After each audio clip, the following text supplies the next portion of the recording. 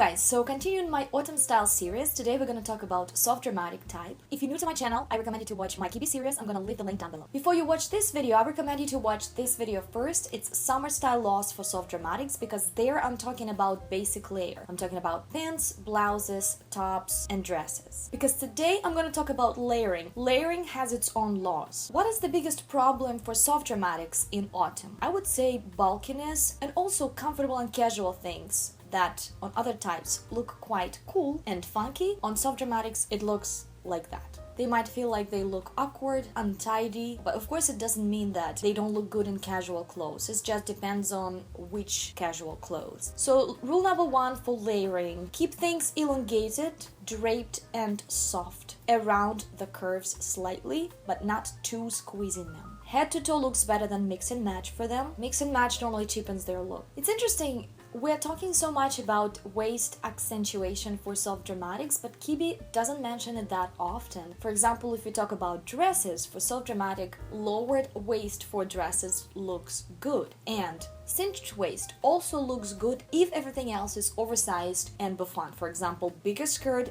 bigger top part, and then cinched waist. So if they go for everything extremely sleek around their boobs, around their waist area, around their hips, that can be slightly not for them. They will need some freedom. So just in general, bigger shapes on soft dramatics look better than narrow, but at the same time, something oversized and unconstructed, like these kind of casual hoodies and things, this is not that freedom that we talk about. We're talking about clingy things. I think also younger soft dramatics can play sometimes with sleeker things on top and on the bottom. They can look quite sexy in that, but some soft dramatics though, young soft dramatics, they feel too revealing, they feel too sexy in that, so they still try to add a little bit more fabric on their body. The more mature a woman gets, the more elegant she becomes. So if she becomes more elegant, then she probably wants to have something a bit more free and not that sleek. What doesn't look as good for soft dramatics if we talk about layering? So if they go for something too stiffly tailored, too cropped, or too color blocked, or too delicate, or too fitted or fussy. So basically this is the biggest don'ts for soft dramatics if you're building your outfit with several layers. And now we're gonna be more specific about items that you're layering with. First, we're gonna talk about sweaters. Kibbe says soft and clingy knits with draped necklines would look great. This is approximately how that looked in the 80s. Also, plush knits would look great. Also, Kibbe says draped knits, broad shoulders and elongated waist. Also, oversized patterns or trim, especially ornate or sparkly. Again, that was mostly about the 80s. Nowadays, sparkly trim on a sweater can look slightly strange. We go for matte textures and for simplicity and more classic and elegant pieces. At least this is what is most flattering to the eye of majority people who follow fashion trends. So my idea about modern sweaters for soft dramatic would be moderate in length or elongated sweater that is made with soft knit, not rough in texture, that goes around their curves but is not too slick. So it's clingy. Even if you go for a straight sweater that is not very clingy, let's say it doesn't go too narrow under your boobs, that can also be okay. Just it can be slightly elongated, still quite narrow, not too bulky, not too oversized. And if the knit is thin and soft, it looks better on you because it's still gonna go slightly around your body rather than stand stiff and straight like it happens with rough knits. Striped sweaters, it depends. In my viewpoint, all these classic striped sweaters look great on any type, something like this. And something unusual or something too small or something with weird colors, I think that is just not soft dramatic vibe like this. So first things that they don't look as good in is rough and heavy knits. So everything that is stiff like that is gonna overpower you. It's gonna make you look bulky. We don't need that extra heaviness on you. Second thing, skinny ribbed knits. Clingy sweaters look good. What is the difference between skinny and clingy? So skinny, it is stretching around your body basically everywhere. On the waist, on your boobs, everywhere. The whole garment is stretched around your body, so it shows every little detail of your outline. Now, what is clingy? Clingy is not as skinny. So clingy is still close to your body, but it's lying on top of the surface of your body. Normally, garments that are clingy, they are made with stretchy material. So clingy sweater is a sweater that doesn't stretch here around your shoulders too much, doesn't stretch around your waist.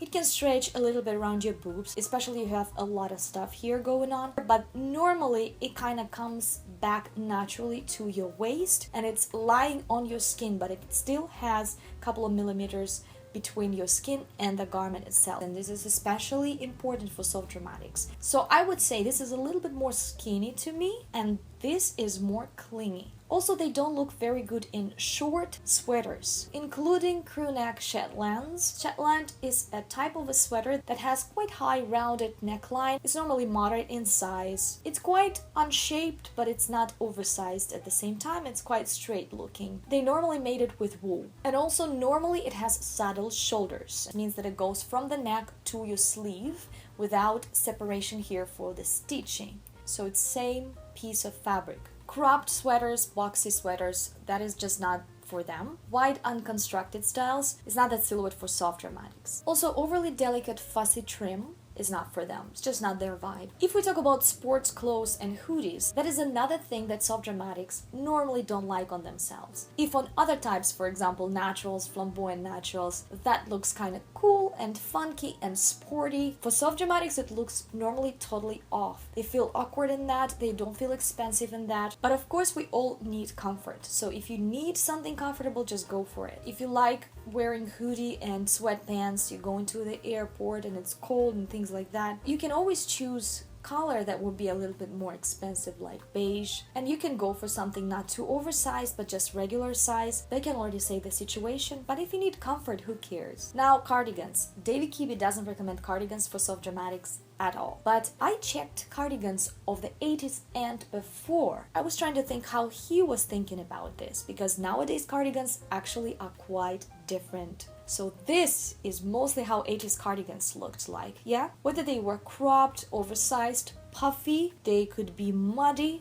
they could be long, elongated, straight and flat, or they could be too severe looking. If we go to the 70s cardigans, it will whether be too long or too straight and symmetrical and short, or it could be too rough in texture, because textures were popular in the 70s. 60s, that was too geometric, too squarish and sometimes too short. In the 50s, small, thin, short cardigans, sometimes fussy with different small ornamentation. Also doesn't quite look good on soft dramatics. You can see Sophie Loren. I like her in this one, but if she had something a little bit longer or bigger, I think she would not lose anything. So now there are loads of examples of great, very elegant and feminine cardigans that would not overbulk you. For example, we can look at wrap cardigans. It's always good. You can have wrap cardigan that tights here on the side of your hip, or you can go for something that accentuates your waist slightly and goes more elongated here, creating some kind of a peplum.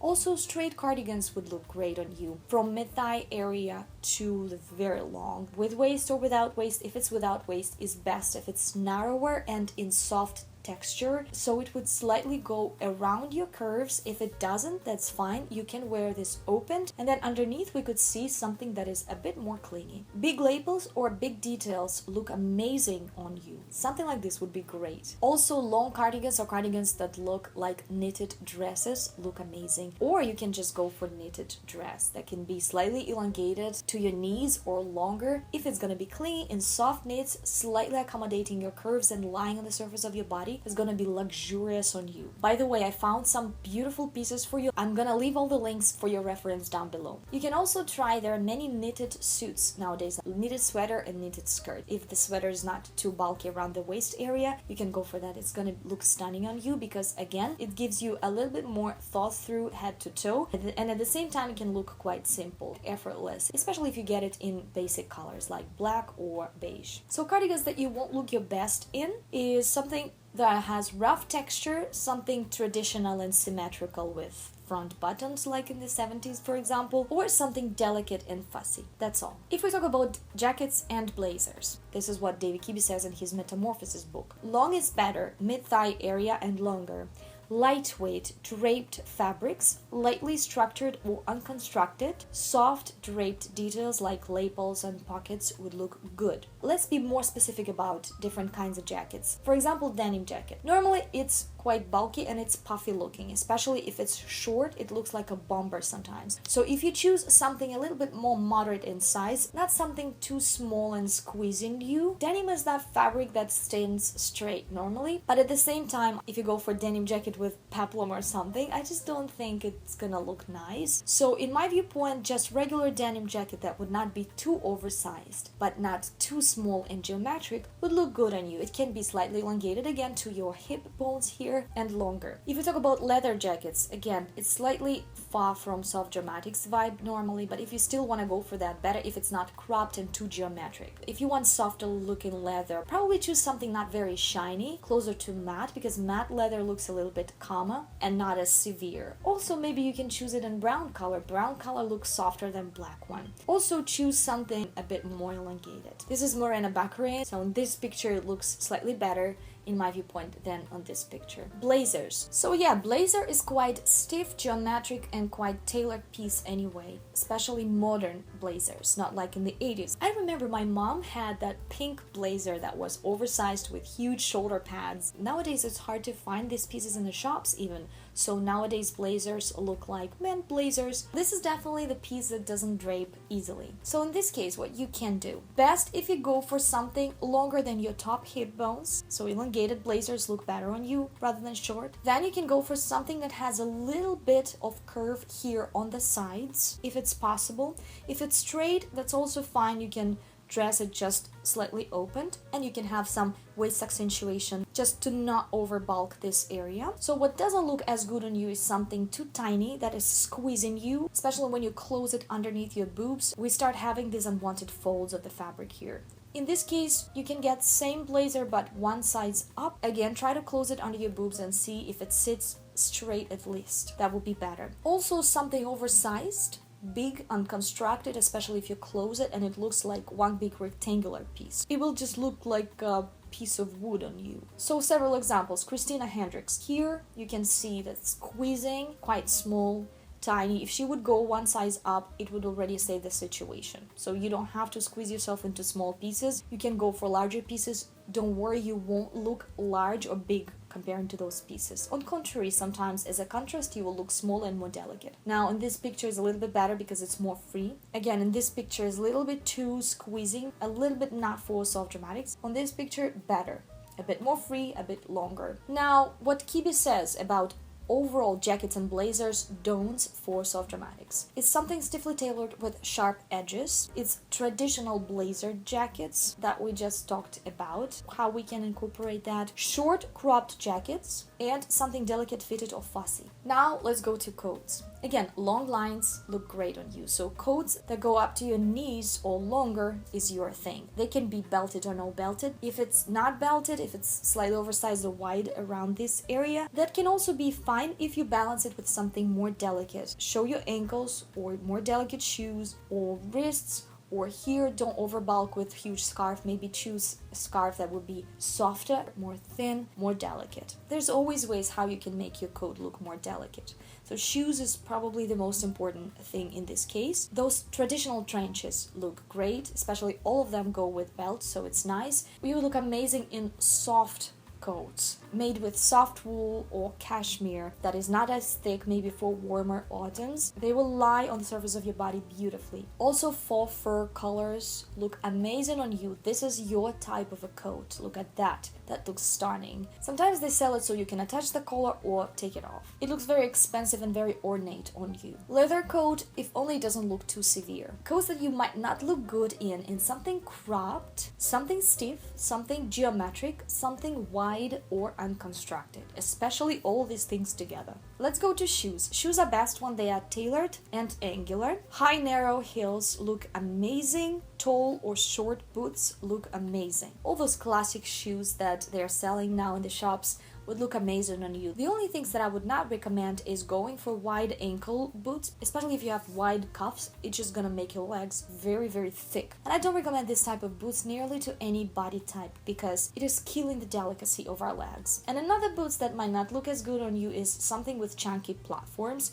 or just very chunky in general, 2 rock and roll boots. And again, if you are young, soft, dramatic, maybe you can get away with it and it will look quite funky on you and interesting. But I even know young, soft, dramatics that feel that it's just not for them. They just don't feel in their own skin anymore. So that's very, very common thing for them. Scarf. If we talk about big and warm scarves, don't go for something extremely bulky and thick and rough in texture. Better choose something soft to the touch and not that bulky. Maybe soft cashmere scarf. It can be long, but it can be a little bit on the thinner side and you can just wrap it around your neck several times. That's gonna be warm and delicate at the same time. You can go for silk or chiffon scarves for warmer autumns. You can go for many different colors and patterns. Bold colors, the boldest from your particular palette, would be best on you. It will revive any outfit on you. You can have it in multiple patterns. You can go for stripes, polka dots. You can go for florals or ornate pattern. Something that is on a larger scale and looks quite bold is better on you rather than something tiny and small. It's too noisy for you. If we talk about winter style, about hats and puffers, I already made a video about winter style for the body types, all body types in one. I'm gonna leave the link on this video down below. Those advices are gonna work for you many years from now. It's not about trends, it's about silhouette, shape, and your personal rules on how to look elegant for your particular body type in winter. Also, as I said before, I found amazing pieces for you.